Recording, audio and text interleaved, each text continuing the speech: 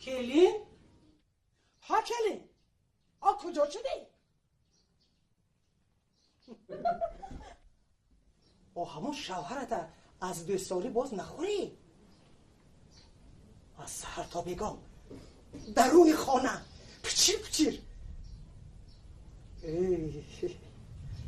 در جوانان نورهید نه شرم دست و نه حیا. از مهر و محبتی تو شکل سر نمیشود کو. با بیرو برو یک خوراک پس یک کاری خانه کن. شوهر در کارش گرسنه نماند. کلی زنو کار گیرد. مرام که تو بگو دل جگار من نخورد. یا من حاضر بگم جوانی مرچب به همون کلی نشده مرد.